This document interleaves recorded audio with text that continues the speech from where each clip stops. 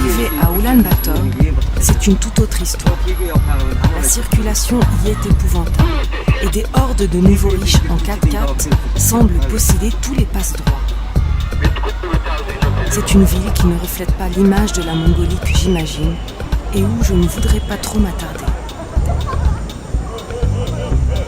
Je suis en quête des larges panoramas et des populations nomades. Les bâtiments de l'ère soviétique se font doucement enterrer sous les immeubles modernes en construction. Je séjournerai une nuit dans le prestigieux Ulaanbaatar Hotel, faute de place dans les guest house, avant de m'octroyer le luxe d'un 4x4 avec chauffeur et interprète, n'ayant que 7 jours pour me rendre dans l'arrière-pays. La Chine et ses fameuses contrefaçons ne sont pas loin. Apprécié pour sa robustesse par les locaux et pour son style pittoresque par les touristes, je vais opter pour un van 4x4 de marque UAZ, vestige de l'URSS. Les transports publics sont peu développés, c'est pourquoi je choisis cette solution. Pendant les vacances scolaires, les jeunes écoliers partent eux aussi en excursion dans les nombreux parcs naturels mongols. Jouxtant la capitale, le parc de Manzushir sera ma première visite, avec ma guide interprète qui se prénomme Toul. Hein, Madame Toul? Alors, Missoua, Bonjour. bonjour. Hi.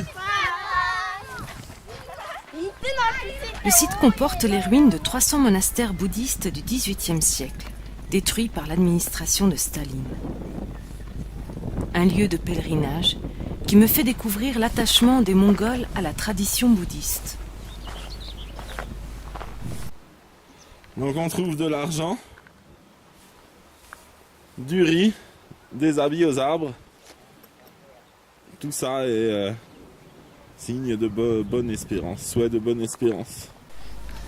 J'aurai aussi l'occasion de m'improviser secouriste. Et ici. Ah ouais. Je vais mettre pansement. Puis notre route reprendra au travers des steppes, des immenses troupeaux et des quelques nomades que nous croisons, et auprès desquels mon chauffeur s'arrêtera systématiquement pour demander son chemin. Cette attitude ne me rassure guère et me donne l'impression qu'il est autant perdu que moi. Mais je finirai vite par comprendre que dans cet immense désert de verdure, sans route et sans panneaux, c'est un comportement tout à fait compréhensible.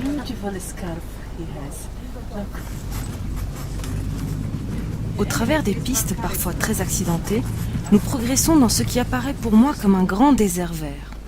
Nous sommes à l'affût de chevaux sauvages dans le parc national de Koustai, à 150 km à l'ouest de la capitale. Mais les cavales indomptées resteront retranchées aujourd'hui. Nous terminerons notre route dans un campement de yourtes où nous passerons la nuit bien au chaud, jusqu'à ce que le feu s'éteigne.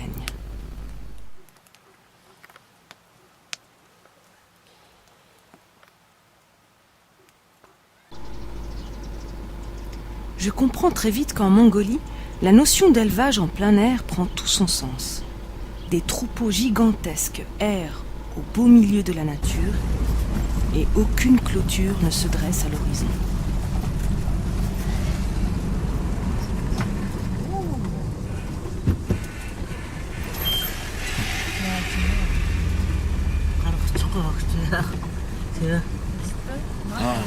This place.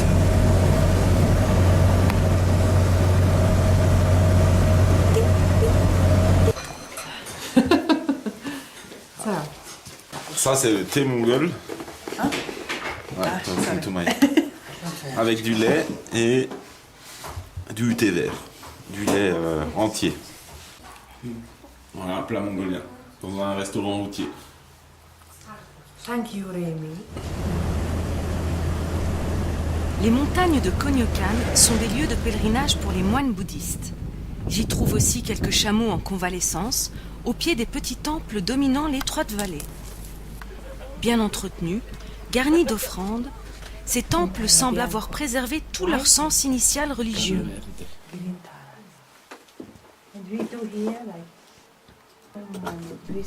Interdites dans leur pays d'origine, les photos du Dalai Lama ornent toutes les habitations en Mongolie. Alors là, on grimpe à la recherche d'un temple bouddhiste et ma guide monte un peu mieux que moi, je dois l'admettre. Elle est toujours 500 mètres devant bientôt. Voilà dans les ruines d'un temple bouddhiste, donc perché bien en hauteur. Donc des ruines un peu partout. Ce qui semble avoir été un grand temple en tout cas, vu l'épaisseur des murs.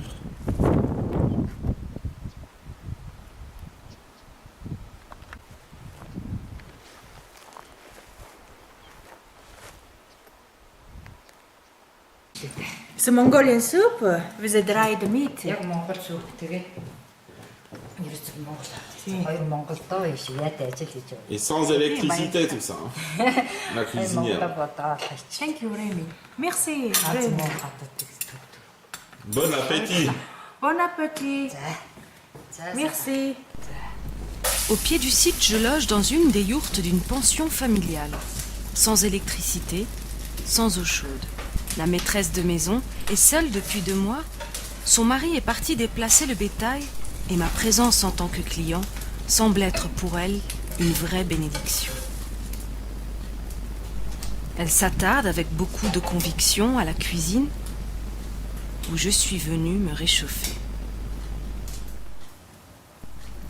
Nous reprenons la route au milieu d'innombrables rapaces qui resteront difficiles à capturer en images.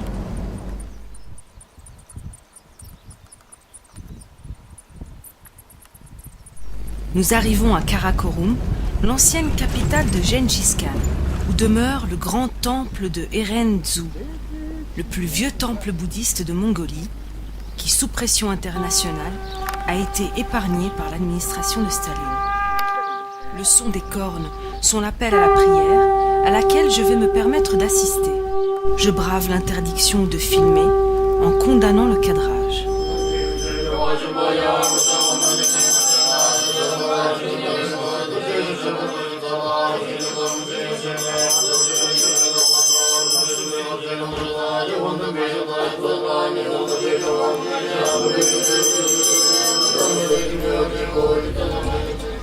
Les temples sont les seuls témoins du grand empire mongol.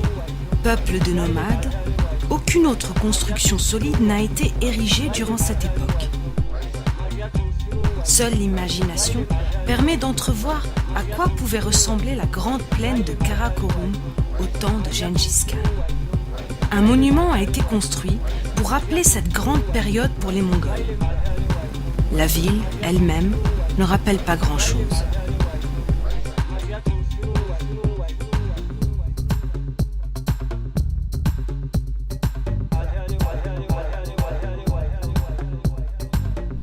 De toute façon, hors de la capitale, c'est la nature qui semble avoir le pouvoir.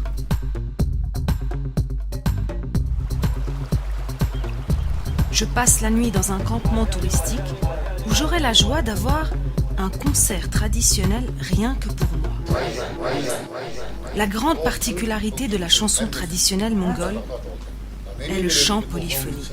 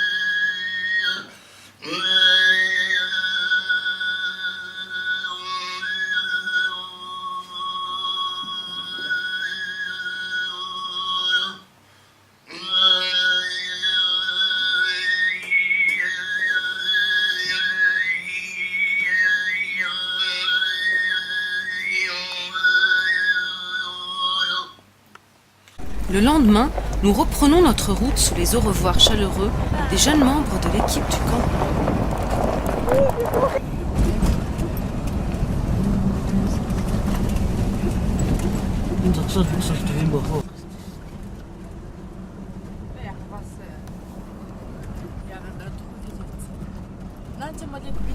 Nous nous arrêtons pour demander notre chemin auprès d'une famille de nomades.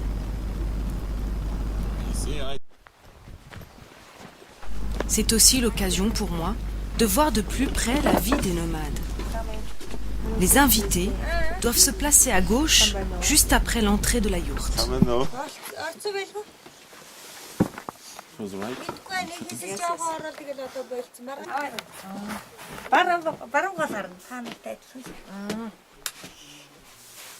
Тэр том хүү юу?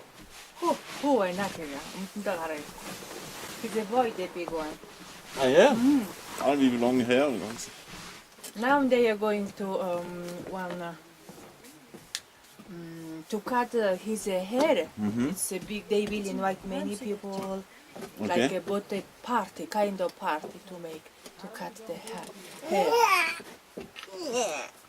And the first person, 나실 지흐라 와라 메니도. 식사도 되는. 누트가 호화지 데레 짜요. баярлалаа. Сайн хүү шүү дээ. Бацсан гэсэн юм баггүй.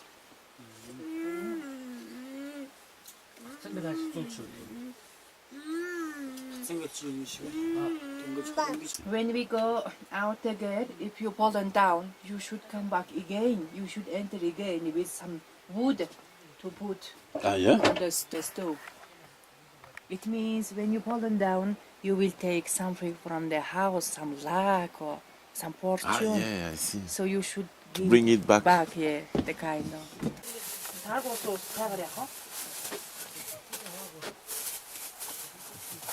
Have a look here. In many Asian countries, we have 12 animals. For example, I am a tiger. I am tiger. It depends what year I am born. For example, this year is энэ жил чи ямар жил вэ? Могой. Snake. Okay. Are you from?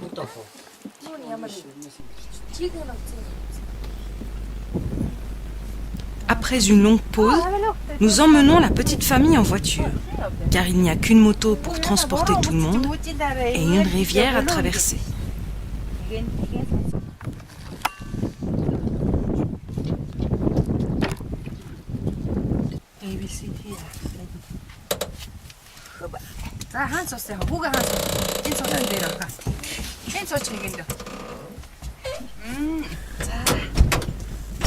Dans ce qu'il me semble être le milieu de nulle part, nous faisons notre route jusqu'à cette fameuse rivière.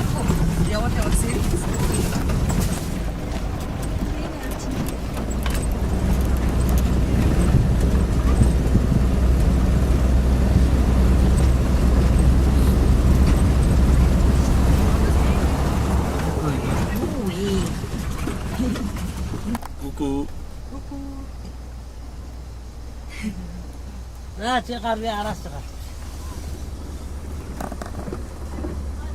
Le père de famille sur sa moto sera le premier à s'élancer.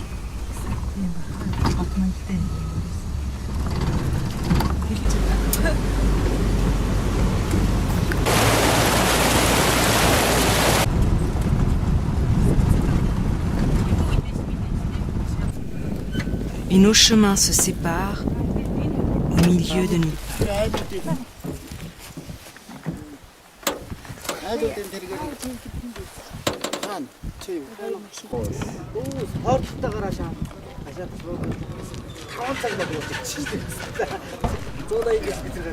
Je profiterai d'une brève halte dans une petite bourgade pour me rendre moi aussi chez le coiffeur.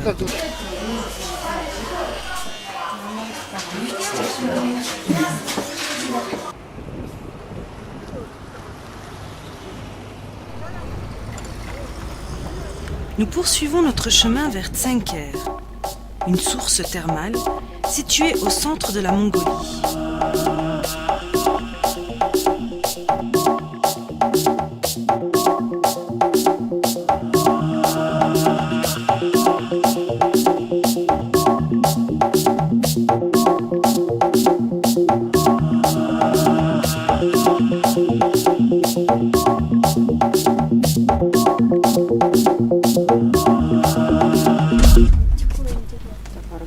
Des familles de nomades accueillent les touristes avec des yourtes pour hôtes, ce qui donne une bonne occasion de découvrir le quotidien des nomades mongols.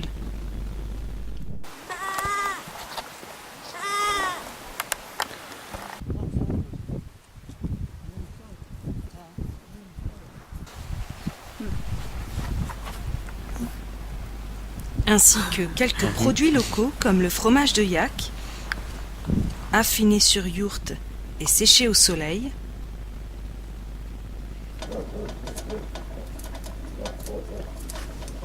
ou les nouilles au yak séché,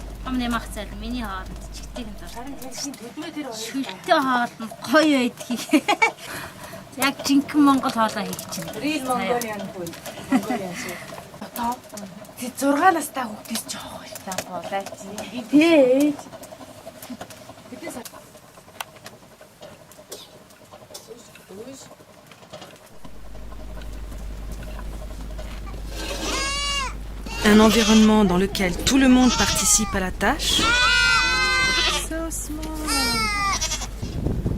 même les touristes.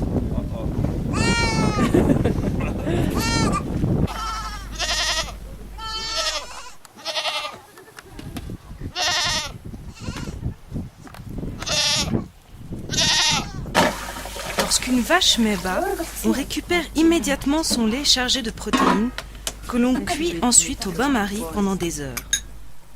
On obtient une sorte de crème jaune consistante comme du flan. Puis vient le tour du yaourt, qui doit son nom à la yourte. L'après-midi, c'est le grand-père qui va m'emmener faire un tour à cheval. Étant novice pour l'équitation, je confie ma caméra à Toul.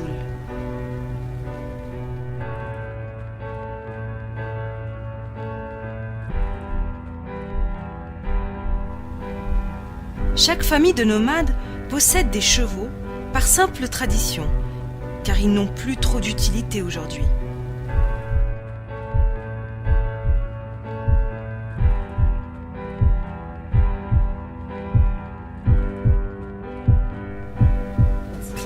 Au final, vient le tour de la très appréciée photo souvenir.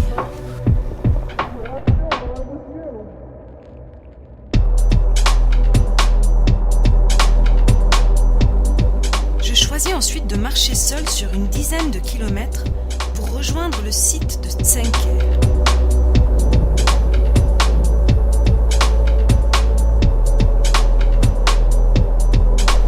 Par endroits, le sol, jonché d'ossements, témoigne des hivers rigoureux et dévastateurs passés. Les transports en commun étant inexistants, on me propose à plusieurs reprises de m'emmener à destination.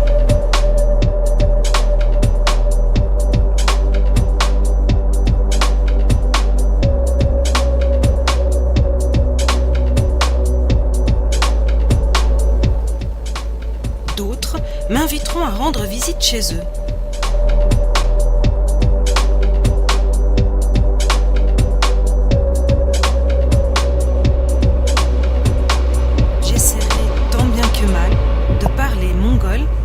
De mon dictionnaire.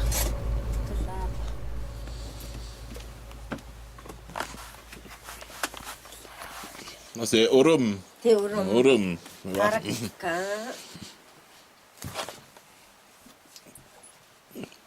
Bayar Lalas.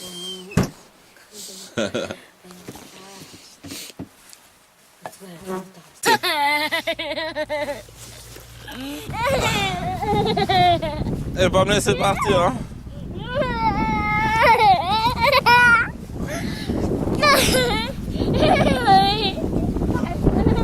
Le lendemain, notre route se poursuit vers Bayan Gobi, un site situé tout au nord du désert de Gobi.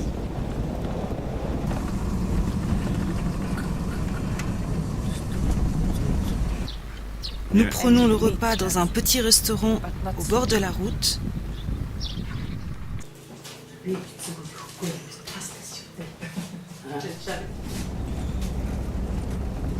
Le site est l'avant-garde des sables du fameux désert. Ce jour-ci, à côté du camp, se prépare une compétition de lutte et une course hippique dans le cadre du championnat national.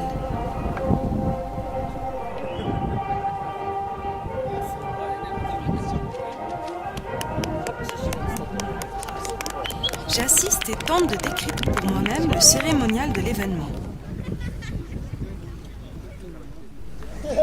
Avant chaque combat, les lutteurs effectuent une étrange ronde autour des arbitres.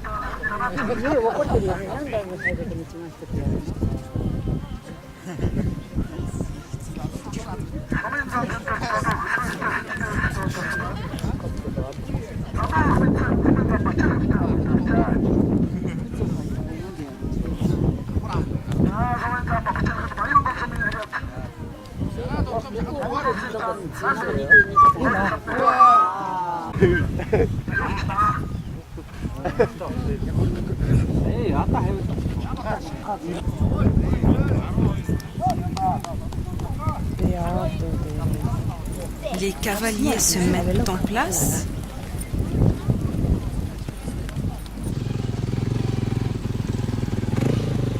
Tandis que certains lutteurs continuent à se battre même après les rencontres officielles.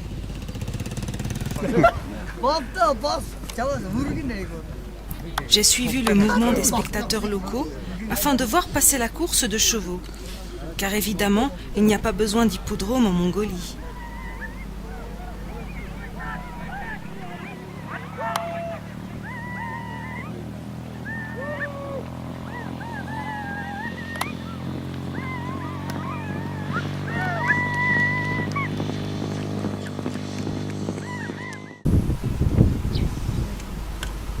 Dans le campement, un groupe de touristes japonais est venu pour peindre des paysages.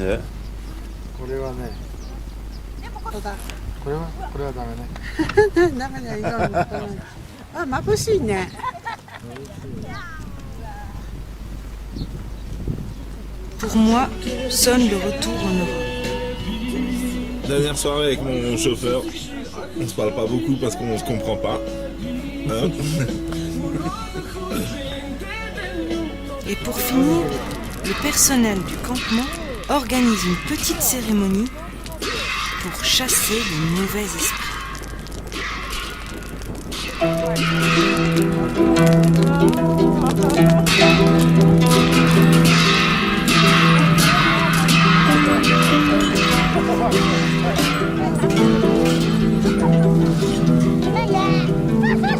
Oh yeah, oh yeah,